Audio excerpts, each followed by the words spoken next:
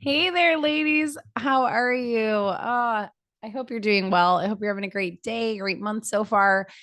And I just want you to feel like we're just chatting today, getting together. I know a lot of you actually are working out during this. I was going to say getting together with a cup of coffee because that's how I feel when I record these podcasts a lot or when I read your emails from your feedback or your comments. Thank you so much when you rate and review the podcast. I just feel like we're chatting. And I've recently been transcribing the podcasts over on healthycatholicmoms.com, just putting them under podcasts for those looking for kind of timestamps or transcription. And I will read it. I'm like, why was I telling them about that? Because I really do get lost in this and just, think of it like we're chatting with each other. So I hope you feel like that as well. And like you are talking with a friend about health and fitness, because sometimes we just need to talk it out. And hopefully, you obviously glean some new information or new thoughts from these episodes as well. It's always my goal for you. But I do like to keep it pretty chill as I sit here in my bike shorts, just recording. All right. So today we are talking about looking for the positives. I absolutely, above all, want you to look at health and fitness in a positive light, like what this does for your body, what you get to do. Our whole lives change when we look at things through a lens of we get to, not we have to. And I personally, like, there's so many ways I need to work on this in my own life. And that's something I've just been trying to think of, trying to apply, that I just have to rise again and try to do every single day because I fall and fail at it a million times.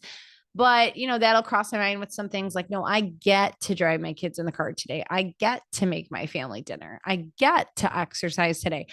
And what we're going to talk about today is how you can look at specifically your nutrition in this way, but also your overall health and fitness. And I think that a lot of us have been programmed or trained by like good food and bad food ideas that I can't eat this. This is off limits.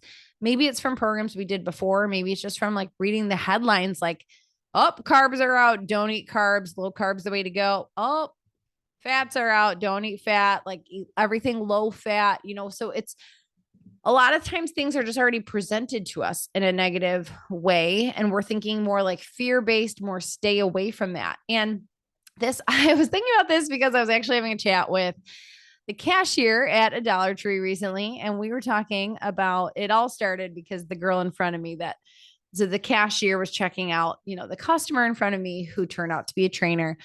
Very funny, very like the whole thing was just a debacle. It was funny to witness because this first little 18-year-old, goes and checks out and she's got like 3 cases of energy drinks. And it starts out with the cashier saying, like, wow, this is a lot of energy drinks. And then the girl being like, well, I'm a trainer and like I just need a lot of energy. So they start talking about working out and whatever. And the cashier was asking her opinion. And then it was taking a long time. Obviously, they're having this conversation. She hadn't started scanning my stuff yet, but this other girl was done. And the cashier was like, I'm sorry. And I was like, no, I actually am really interested in this. I'm a trainer also. So, like, by all means, continue.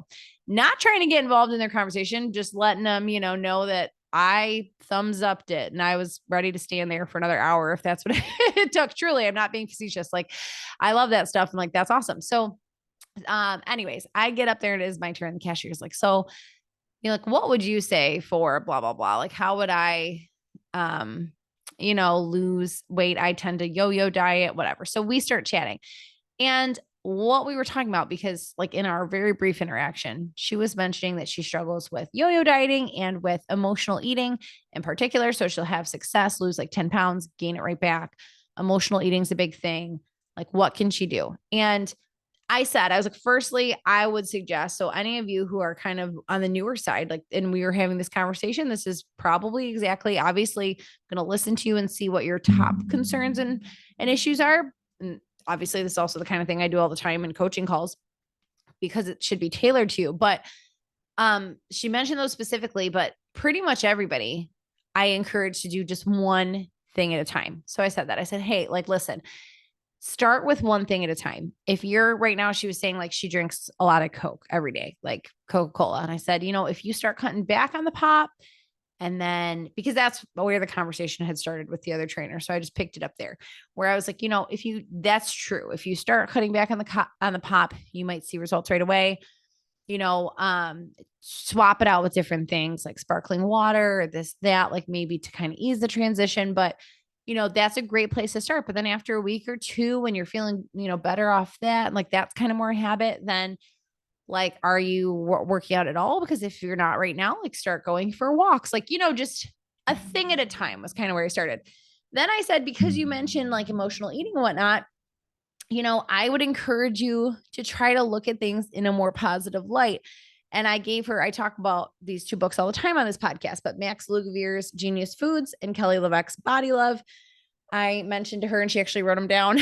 She like printed out a little bit extra of a receipt paper to jot them down. And I said, I think it's really helpful to look at, because I could just tell in this like couple minute interactions that she, like her posture, the way she talked about it was like defeated by the idea that she's gone at this a bunch of times, not been able to keep it off, then gets frustrated and just eats whatever she wants. So I said, I was like, I think that it's really helpful to take in and have positive influences that are teaching us how to look at food and nourishment for our body as fuel, as nourishing, and, not looking at food as this like super restrictive, oppressive, like we have to be so oppressed by food and like everything's off limits, super restricted, or we're just doomed to be unhealthy and overweight and whatnot. And that's just not the case. So to try to look at more of the positives.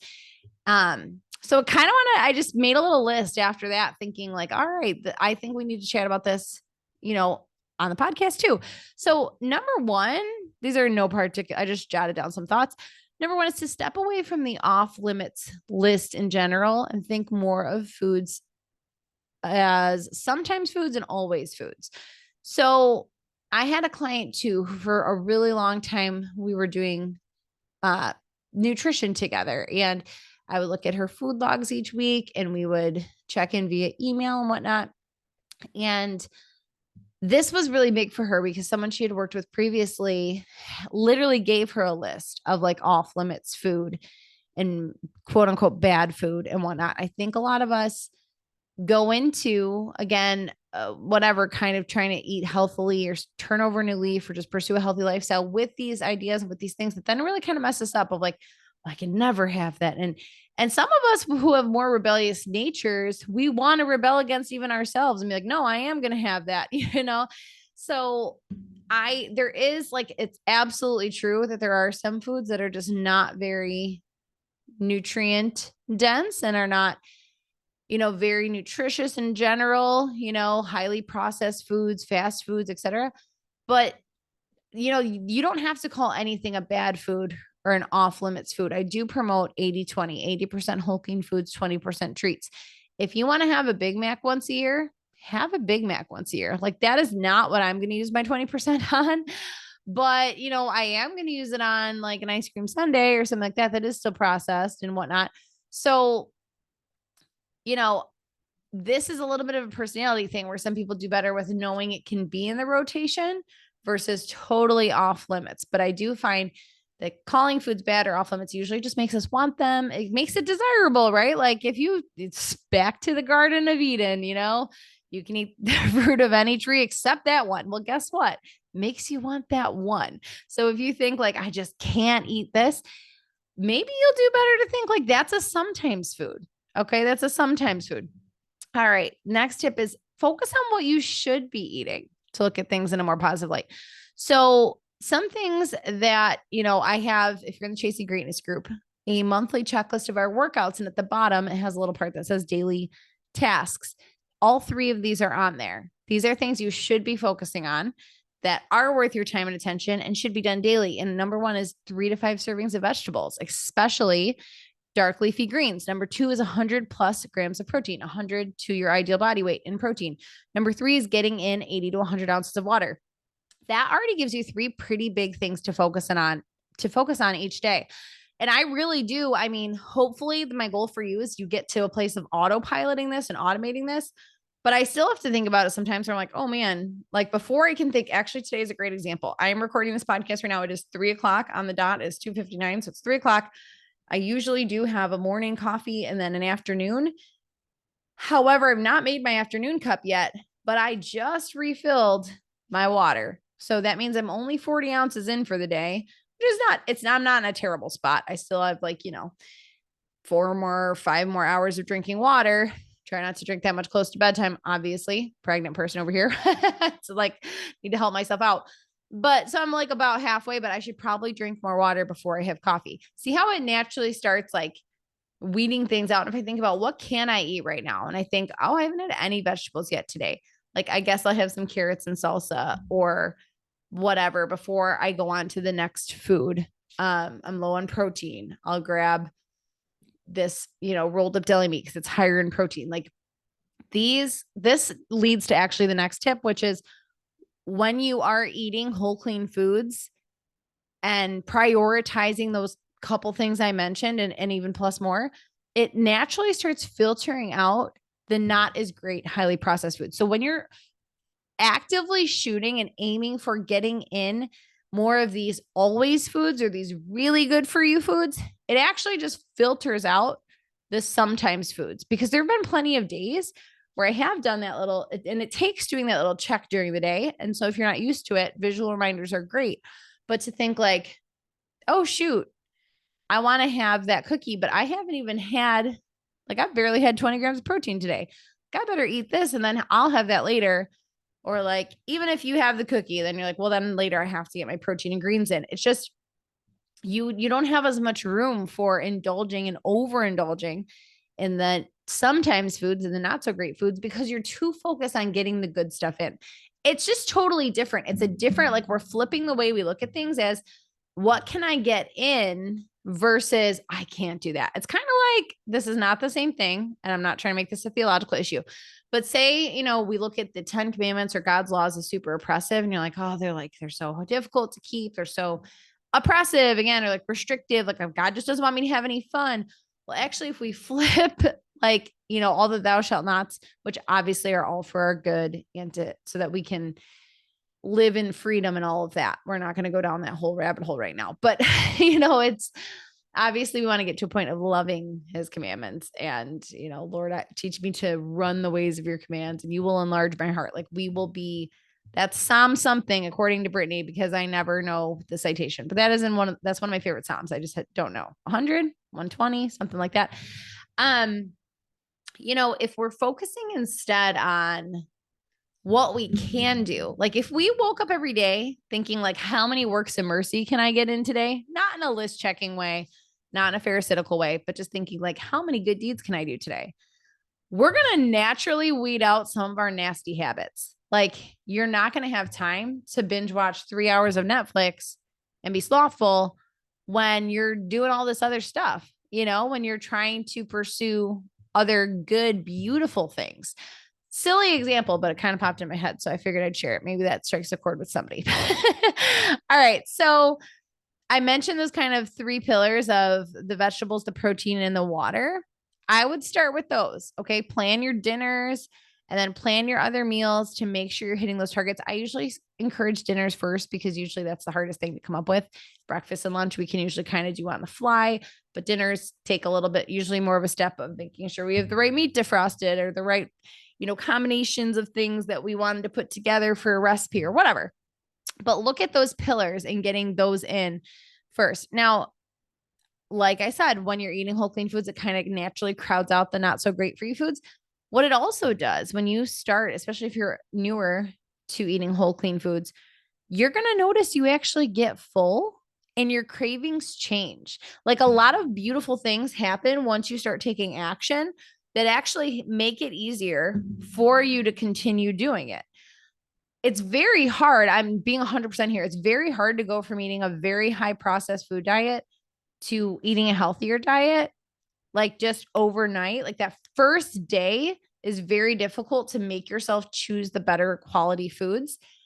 But once you do, your body literally starts helping you out and changing with it. Your cravings will change. You'll feel more energy. Like makes it easier to continue because you start getting little wins before you see any fat loss, before the scale changes. You're going to feel these quick wins that's going to help you to stay on this path and to keep this going. Now, in general, when we're talking about either having a really negative view, like the gal at the dollar store started out with, of like, it's just so hard because I can't eat this, or I want to eat this, or I just want to like not worry about any of this, versus looking at things in a positive way of, I have to eat my protein today. I got to get my vegetables in. Like, what can we get in? What can we add? How can we enjoy our vegetables? Do these things, you're going to get the same result, which is hopefully in both ways, like your diet, just here, meaning your nutrition, your nutritional intake, it's going to shift from fast food, from lots of junk food, whatever, to more whole, clean foods with a side of indulgences.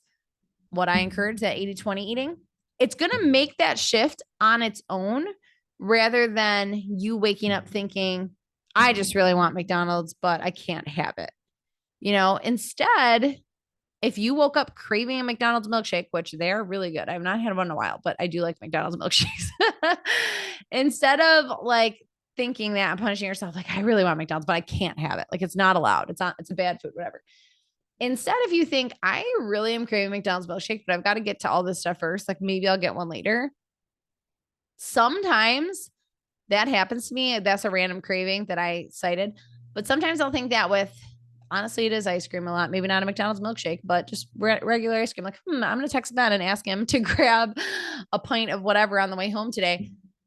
Sometimes that thought will pop into my head. And then usually if I wait it out and I start my healthy stuff instead, like, oh, well, I'll just start my day because it's actually 7 a.m., Brittany, or whatever time it is.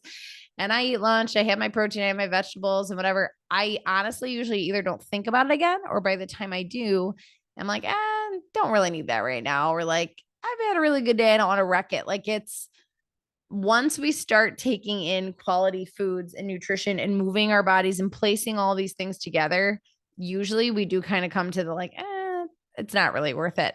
But we came to that on our own because of coming at it from a positive way rather than feeling like oppressed right off the gate. I hope that makes sense. I hope that's helpful.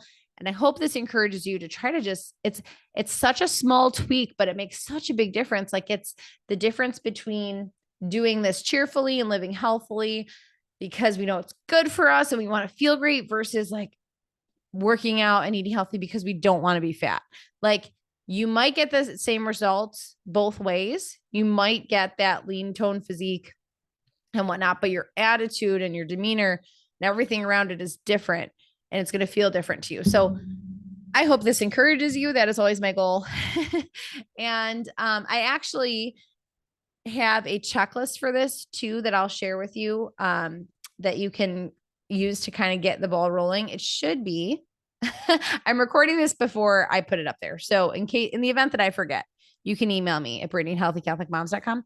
But if I did my due diligence here, it should be on my webpage, healthycatholicmoms.com, right on the homepage.